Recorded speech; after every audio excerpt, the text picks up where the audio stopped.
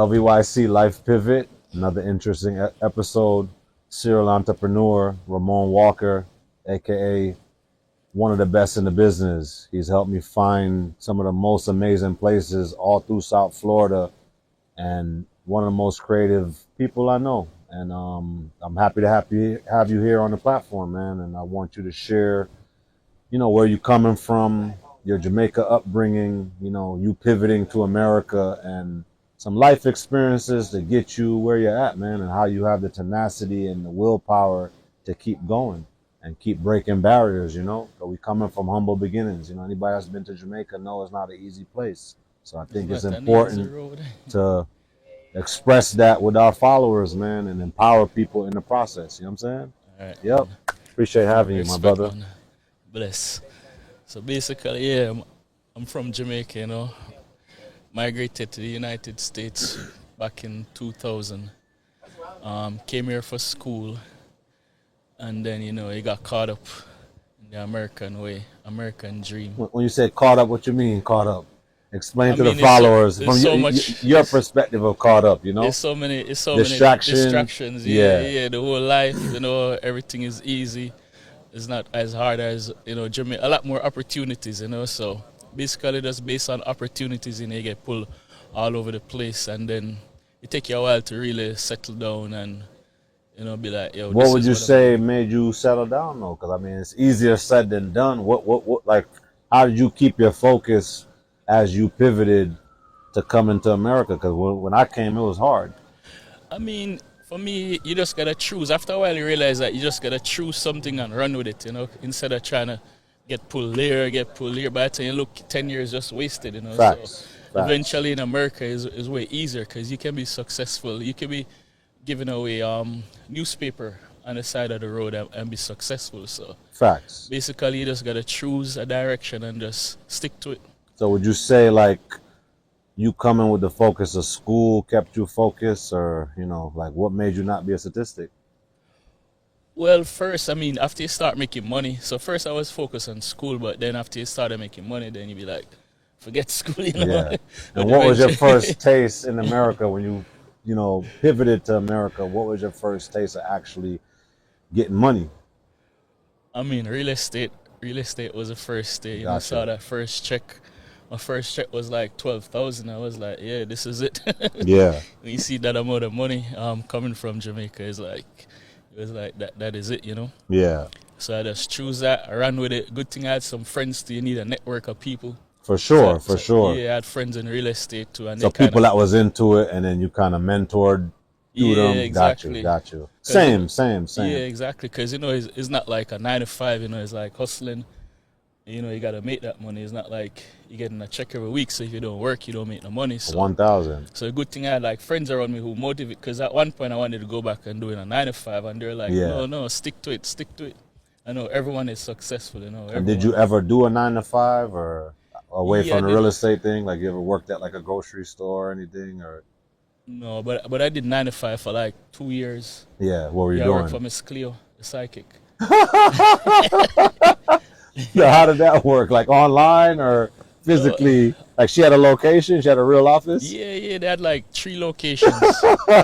Yeah, so you hear that, people listening? He worked for Miss Cleo. The lady she had a heavy accent, I remember her. Yeah, and that's why we were successful. Because of my accent, like it was way easy for us to like make sales, because it was like inbound phone calls and you try to sell minutes. Wow. See, I learn something new every day, man. Yes. So for me, it was like way easy because of my accent. Like, from people hear the Jamaican accent, they are automatically, they were in. Yeah, that's so funny, man. Miss Cleo, man. For all the young people knowing, that was before the young people watching, that was before y'all time. Yeah. Miss Cleo. Y'all parents, y'all older cousins, y'all older brothers know who Miss Cleo is. Yeah. She was all over the TV at that time. Yeah, advertising. TV, I remember seeing her like on BT commercials, stuff like that. 1-900 number. Yes. That's funny, man. Crazy how the times have changed. And see, stuff like that will humble you too, because that's not something that you probably seen yourself doing forever. So it was just for the time when you was making good money. Yeah, but I was there until they shut it down. So I was there till the last day. Got you. Yeah, so I guess but it was a good experience working for Miss Cleo, and then after that, I bounced around for a few more months, and then I just got into real estate because that's just something that I always wanted to do. You know, Yeah, like seeing some type of promising yeah, thing in it. No, that's what's up. and it was the only thing that gave me the free time. You know, like, and you feel like you're still hustling, like, you know. No, 1,000, because there is a lot of work that you got to put in, relationships, networking, all of that. So it's not just, oh, okay, I just list the house and close. There's thousands of realtors here. So for the people listening, sometimes you got to up what you're doing, up your passion and stick to it, because it's not an easy lane to be in. I know thousands of realtors that some of them aren't thriving, how they want to be. So what would you say you're doing different from everybody else? Well, for me, I mean, basically, I transitioned. You know, it started as a realtor, and then you transition into the different levels of real estate. You know, you be a Gotcha. realtor, you be an investor, you be a contractor, you be a flipper. And the good thing about me is that I started when the market was down, like when the market crashed. And what year was that? That's like '06, Gotcha. I '07. remember those times. Yeah, I when the remember market those times. everything Yep, was down, yep, so it was yep. like even Oh harder. 06 to like 012 almost. That was like a Yeah, 4 to 6 year span of yeah, craziness. yeah. So it was like even harder. But for me, no, I mean, it was actually easy because I'm coming from Jamaica, where it's more hustling and Yeah, our work bustling. ethic is unmatched, man. I Yeah, tell everybody, yo, I'm Jamaican. We known for 7 jobs. yeah, exactly. Well, our resilience is unmatched, Yeah. like unmatched. But no, that's a crazy time, man. And a lot of people went out of business. Some people quit. So what made you not quit during that time for say, hey, let me have the willpower to still push through and make some promising income out of this? Like, Well, naturally, I'm self-motivated. You know, you got bills to pay and so forth. So plus kept you you got your driven. you got your family in Jamaica to help and so forth. So and then as I say, I had friends who were in the same business. You know, all of us were in real estate, and we kind of motivated each other. You know, work together, and we just push through it. You know, No, like that's we had powerful, man. exactly. And that's what I tell people, man. The one man army stuff is hard. It takes a team. It takes resources through those teams to actually elevate. I don't see nobody just elevating them by themselves. Unless you're a superstar and you're just dependent on yourself, that's like somewhat of an individual sport. But for the most part, it takes a team. All of what I have is because of a team, or surrounding myself with resources and actually being able to capitalize on those resources. I feel like important too. That you can have a Rolodex full of stuff that if you don't know how to capitalize, what are you doing? You know? Exactly. So it's very important. And what would you say was your biggest payday doing real estate? Like, how long did it take you to be like, okay, this is what I'm gonna do? Like, like when you reach a point of like success in your world of like, okay, this is what I want to do. Well, my first real estate deal, I did it like maybe like 3 months, 3 to 6 months after I started, Gotcha. and it was a big payday. Like my first check, as I told you, it was like 12,000 Wow. one check, and it And was that's just like big independently. And yeah, especially to the people listening, 12K 10 years ago is like 20 something thousand now. yeah, you know exactly. That so was a that's what big people don't payday. understand. Sometimes you hear these numbers, you hear, oh, okay, 10, 20 years ago somebody had a million. That million is like 2 million now for the young people watching. And just so you guys know, the value of money has changed drastically. That's technically what the inflation is all about. People don't be Exactly, realizing that way. exactly. I seen some thing the other day online where like Denzel said he had a house that he bought from a producer for 2.5 million. The house is worth 80 million to 100 million. Yeah, Rick exactly. Ross, the crazy mansion he bought in Atlanta, I think he bought it at 5. People were scared. It was on the market forever. It had a Hmm. 100 bedrooms, and people are like, "Yo, what are you gonna do with that?" Holyfield lost it the um because of the upkeep. But then during the pandemic, he said when things slow down, he had to pivot and Hmm. start booking out the place. So that's an Exactly, innovative pivot right there. That exactly. some people would give up, they would sell. The average Yeah, person would sell, but because he had the tenacity to hold that property, I think the other day he said it's worth 30 something million. yeah. Now he's building his dream home on Palm Island. That's Hmm. another pivot. Hmm. But it took for shit not to work for this big period of time for him to like say, I think he was renting it out to horse training companies, people doing weddings, and he did the car show. Then he turned the property into a performance outlet where he's actually performing. So Yeah. people don't realize, they think things just come to you. They don't realize when your back's against the wall. From my experience, that's when I'm like Kanye genius level talent, Yeah, exactly. when my back's against the wall. Exactly. So I give thanks for me having the willpower and not being one of those people to give up quick, because I'd be nowhere. Yeah, and that's the trick about real estate. A lot of people don't understand that. The long game. Yeah, it's a long game. Like the market is down, you see your property value go down, but a lot of people don't understand that. Like you just gotta hold out, because it's gonna go back up. Yep. And that's why the market even not really crashed, but one of the reasons why a lot of people lost their properties because they were upside down. They owe way more than they were paying for it. But a lot of people, if they held their property, They would have been now, good. yeah, Everybody maybe quick to go triple. pull the equity and this, Yeah, that, that. like, yes, a lot of people because you remember back in '08, properties in Miramar are selling for 80,000. No, I remember. No, them same properties going for like 500,000. Yep. My mom's a victim of it, and it's just lack of financial literacy, not knowing what to do. So I tell people we got to get out of our boxes, go sit at some different tables, exactly. Go sit at some different tables. You want to go network at Starbucks with a $3 coffee, or you want to go to a high-end coffee shop with a $10 coffee? The conversation is different. Conversation is way different. It's different. That's why I stay amongst the money, or I put myself in these pivotal positions, because I'm like, okay, who knows what can change? It's like the crabs in a barrel bucket. You're only going to get that far. So, Exactly. So people, if you're trying to do something inspiring and you don't have it figured out, I'd say the first step, start taking steps of A, B, C building blocks. And the first major step is putting yourself outside of your comfort zone, in somewhere where it's hard to reach. Yeah. Like hard to reach people, probably because they're at a different level of value. So that's a conversion, because if you can actually get that person to work with you, game over. Your life changes just through your resources. Yeah, exactly. And your comfort zone is a killer. I Yep. mean, once you start feeling comfortable, there's going to be problems. I remember years ago, when you would get me some places and you're like, Dames, why are you getting this place here? And I'm telling you, Ramone, I don't have it figured out, but I know I got to get out of my comfort zone. I got to put myself in a different zip code that's thriving. Exactly. Remember, I was telling you, you'd ask me, like, why here of all places? And I didn't have it figured out. But what I did have figured out, I said, you know what? There's more financial reach here. I'm going to invest into something that's cheap and then get cheap results, or I'm going to take expensive risk. So that's what I was doing. Exactly. So when I would be like, yo, I'm in this area, that area, help me find a place in this area, that area, that's what my vision was. And to be honest with you, since I started that mentality, it's grown so much that some of these people I still have as contacts now, since the loft days, since when you got me that loft and many other places. But that one place in particular, I didn't have it figured out.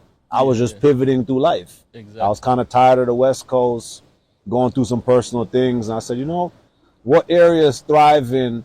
What area fits my projection of the next year or two? And that's where I landed, and it worked perfect. I was eating shit for probably the first month, no furniture in the spot, whatever. But that discomfort, I end up meeting all type of crazy people just in my building. I didn't even have to leave my building. That's how me and Mitch met. Yeah, every night we're out bumping into each other. So we said, all right, guess what, man? If it was no competition. If we can't beat each other, let's join each other. Yeah, exactly. And that ended up being one of the biggest pivoting things for me, because here comes a young, grinding person he was promoting, but didn't really have my experience. So I'm like, hey, let's work together. I'm the OG here. I'm the senior. Yeah. So if you're willing to take my information, this can help both of us catapult it. And it did. Mm-hmm. That's how my daughter was born. We ended up taking over South Beach. That was a cool little run of time, but it took a lot of discomfort. Then when it started working, everybody wanted to get involved online and reaching out. Hey, can I be a part of this movement? But where were you when things weren't working? Exactly. When I'm taking the risks, even my family at one point was like, oh man, why are you spending all this extra money? You could just live low key. Well, there's no opportunity in living low key. Yeah, exactly. There's nothing there. Yeah. There's nothing there. So I Yeah. No. learned, okay, let me put myself out of, my comfort zone where people are thriving. And that's what I did. And that worked like excellent. From that time to now, I haven't looked back. Exactly. So sometimes, like you said, the long game or knowing when to hold is key, man, as you're going through life, because there's no book for certain things that's going to edge everything out for you. You actually have to figure it out yourself day to day. I learned that with my back being against the wall. Every time my back's against the wall, it forces me to go harder and hit the gas. Yeah. Exactly. So even now, where the real estate market is, it's going up, it's expensive. Guess what? We got to make more money to cater to it. That's it. You just gotta That's make it. more money. You gotta keep buying real estate. Yep. Can't stop no matter Yep. what. So I think you're on to something, man. And I think people's story, what they're going through, defines them. Because it's not an easy lane. I think a lot of it is our culture. Us just being driven people. I give thanks for that. Because if it wasn't for that, I wouldn't have half of the drive that I have. Exactly. So I think that's important too, because it's not an easy transition. Like, how long would you say it took you to get where you're at doing the things you're doing? Like, how long did it take you to actually establish your companies and all of this stuff? Well, it took me like 10 years. 10 years. Only 10 years. See, people 10 listening? years. He said 10 years. Only 10 years. Yeah. Only a sweet 10 years. 10 years. Not I'm talking one, about not two. every day, like all day, Grinding, every day. grinding, Yeah. grinding. No day off. 10 years, no day off. It's just recently I started taking like weekends off. Wow. Before that, it was no day off. 6-7 days a week grinding. Yeah, every day. Crazy. Every day, no sleep. And where are you at with things now, as far as growing your businesses, stuff like that? Like, how do you feel about AI? Are you using AI? Are you a fan of it? Are you one of the people running away from it? What's your take on that? I think AI is one of the most amazing thing, most genius thing that's is out right now. I mean, a lot of people don't really. It's more like on the business side. But once you get it to the personal side, where people really start understanding how to use it, how to use it to do research, I mean, I think it's good, and I think it's like very dangerous, because, I mean, It's almost like too much information. Yeah. If it's misused the wrong way. Yeah. No, you're right. And These young scammers, man, oh my God, they're at another level. Yeah, and things you learn in college. I mean, especially with maths, and so forth, high level maths, AI can figure it out in a few seconds. 2 seconds. Explain it to you. Yeah, Like, I do feel like that's a little cheat code. yes, That's a little cheat code. You're right. Yeah, but it's genius, yo. Like, trust me, AI is like, everybody should be on AI right now. I mean, I mean, now they're going into quantum computing, which they're saying that just like a calculator have limits, and then you have AI now. AI has limits too. So now they're getting with quantum computing, which Next level. is a next level. So Yeah. I mean, I think AI is pretty great. I use it a lot for my business with the real estate Same, stuff. same. I think it takes away the thinking, because even the way it interprets everything, the 30 minutes or an hour that you would have to spend reading and interpreting information, you could just run it through AI now. And let it figure it out for Exactly. you. And I learned it interprets stuff better for the algorithm too online, because it's like, yeah, you could go write some text information on a personalized level, but AI is not going to interpret it. So why not use AI for it to interpret it better? Exactly. And make you excel at whatever you're doing? I feel like Exactly. any profession right now, it's reading it 10x. Exactly. 10x. Exactly. 10x. So it's very powerful. Yeah. And once everyday people start using it, I mean, it's going to be another level. Yeah. And what do you do now for marketing? Like, how are you reaching people? Like, how have you been able to grow your company? Is like, what the next 5-10 years look like for you, as far as like work and everything? Like, how has that been? Because a lot of people are crying about the economy. What's your take on it? I mean, you just gotta adjust. The economy is the economy. You gotta figure out what's working for you. And as far as me, I keep up with everything. I try to keep up with the technology. The marketing, email marketing, website marketing. Gotcha. And you do it all independently? Do you use Fiverr? Do you use these people overseas? Like, how's that all work? I mean, I use the main companies, the major companies like Facebook, Got you. So Instagram, just TikTok. grassroots marketing. Yeah, Got you. and also I still do like the groundwork, the footwork, like the door hangers and so forth. But now I'm implementing technology, so I just got my first scooter. So that's gonna help me a lot with the Got door you. Got hangers. you. Got you. Got you. Instead of walking around, Yeah, that's facts. you That's tired in an facts. hour. Now I That's can do two, facts. 3 hours door And have hanger. you seen a conversion doing that stuff over time, like with just random people, or would you say, does that marketing still work? Yeah, the marketing still work. I mean, people still call you. You ask them how they hear about you is might be something that you did like a few months ago, and then Wow, but they'll check back months down the road. yeah, and that one person will pay off for all of that work, because Wow. remember, you get a customer, it See, lasts for a that's long time. inspiring. See, you heard what he just said, listeners? He said it took him 3 months to get a conversion, but when you do get the satisfaction, you know that it's a promising feeling when it actually works. So sometimes it don't just work in a day. You're not just going to close these people in a day, 2 days. It might take 3, 4 weeks for you to actually see some results, or a couple months even to see some results, but it's very rewarding. I can only imagine that feeling of, you know, especially if you didn't pay a company and you're actually doing the work and then Yeah, they're calling exactly. back.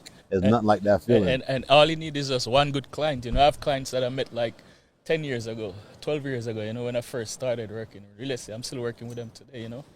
They bought properties from me. They bought 5, 6 properties from me 10 years Wow, ago. wow. And now they're ready to unload. So there you get 5, 6 listings, That's one a time. double check Exactly. on the close, on the front end, Yeah. closing them the property, and then Yeah. on the back end when they're selling it. Wow. Yeah, and it's good business, you deal with people good See, and they'll you hear stick to that, you. followers? That's good business.